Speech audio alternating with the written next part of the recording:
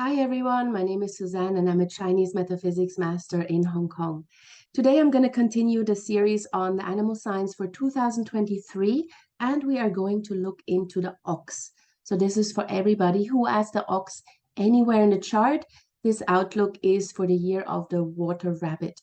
So let's take a look at what you need to do to actually find out whether the ox is anywhere in your Bazi chart. Go to this URL.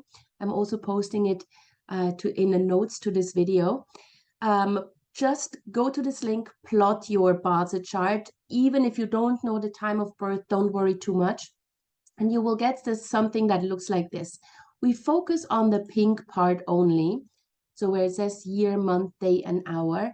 And within that pink part, we are concerned with the branches. So these are called the earthly branches or the animal signs.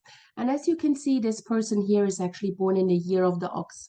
But for you, the ox may appear in the month, the day, or the hour. And that means that this reading also applies to you.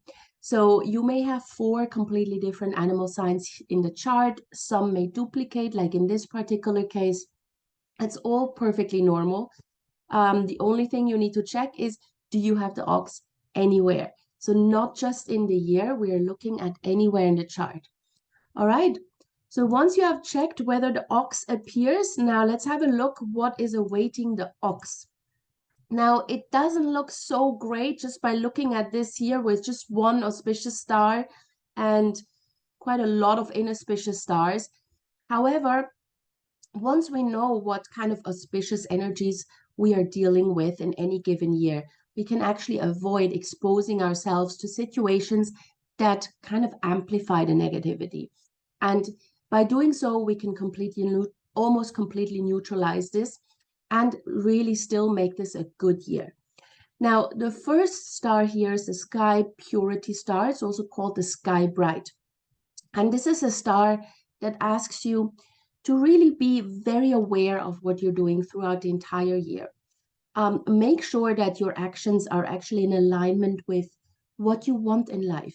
Yeah, that you really do what you want to do and that you're not out of sync or out of alignment with your actions, your mind, your heart, and your actions. You need to act in a very moral way throughout the entire year and really just make sure that you do the right thing at the right time as much as this is possible. Yeah, we're not always able to do that, but just be aware of your actions and make sure that at least for yourself, it's okay, whatever you're doing, right? That you can look yourself in the mirror the next morning and say, yeah, I did the right thing. If you do that, your luck will actually be very, very good throughout the year. Just make sure you're in alignment. Now, the inauspicious stars are fairly easy to avoid. They're not too bad, actually. Even though there's a whole list of them, don't be too worried. So the peeling head star brings sort of stress and migraines into your life and a lot of worries. Now, stress and migraines, you can sort of alleviate by just kind of finding ways to de-stress. Decompress after work, find things that you enjoy doing, and make sure that you have a proper work-life balance. If your life is completely out of sync, you're more likely to suffer from migraines and stress and obviously worries. Yeah, so make sure that you do things that make you feel good. The Sky Dog star brings small injuries and kind of small accidents, nothing big. You don't need to worry about that.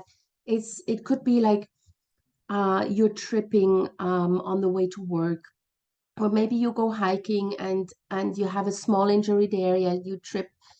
Small stuff, really, really minor stuff. So just be a little bit more careful of what you're doing day to day, and you avoid these kind of small mishaps that really just happen due to carelessness, nothing else really. I mean, if you're looking at your mobile phone while you're crossing the street, that's likely then going to have a sky dog effect. Now, the funeral guest star also brings the possibility of sickness in the household or the family. Now, it's got a scary name because back in the old days, even a sore throat could kill you, right? So that's why it's called funeral guest. Now, these days, a sore throat is very unlikely to kill you. Otherwise, I would probably already be dead because I'm still recovering from COVID. So funeral guest means that just check in with your family, see if anybody is sick, and make sure that they go to the doctor, that they've got the right medicine, take care of them, and you will be fine. The lonesome star brings feelings of loneliness and isolation. So that's more like when you feel a little bit like you want to spend too much me time, then this will kick in. Yeah, we all need me time. We all need time to ourselves. But this lonesome star brings the tendency to want to isolate yourself a little bit too much from your friends and family. And then suddenly you feel lonely. So all you need to do is pick up the phone and call a friend and arrange for a coffee date or just go out among people. The leopard tail star brings the tendency to argue and offend others. So stop going around and make people angry. Yeah.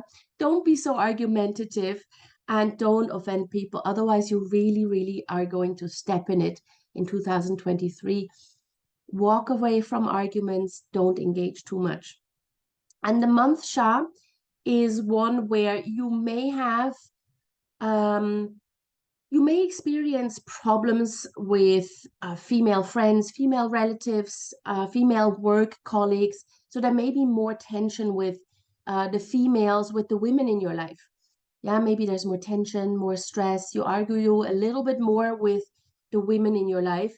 So this is definitely something you can control. Just kind of zip it. If you see that things are going to escalate, just walk away or just take a deep breath and then just move on. All right. Now, for women who have the ox in the chart, I would also say you may just want to have a checkup of your reproductive organs because the month Shah also represents female reproductive organs. So just have a checkup. Now, when it comes to the positive and negative months, so for the ox, the most positive months, if you want to make any major changes or any major decisions, choose May, September, or December. And avoid using April, June, and July for any major life decisions. Everything else, neutral. Yeah, but just April, June, July, no major life decisions if you have the ox in the chart. All right. Now, the key focus for you next year should be to just simplify your life. De-stress, decompress, find ways to feel good with yourself. And don't try to solve everybody's problems because you can't. The ox will feel like he or she needs to step in and kind of save everyone or help everyone. And while I'm not saying that you shouldn't be helping people, but just you can't take on everybody's life problems, right? So be a little bit more discerning and check who is really worth your time, as harsh as that sounds, but sometimes we need to be a little bit more selfish. Gain clarity over what you want in life, and this will then also help simplify your life because you can just remove the emotional clutter and work on your own self-worth.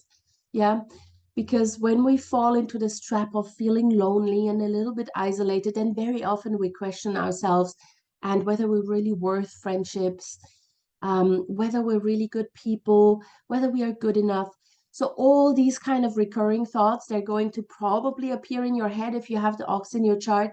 So work on your own self-worth and just go out and mingle with friends a little bit more whenever you have these kind of thoughts. All right. So this is what is in store for the ox next year.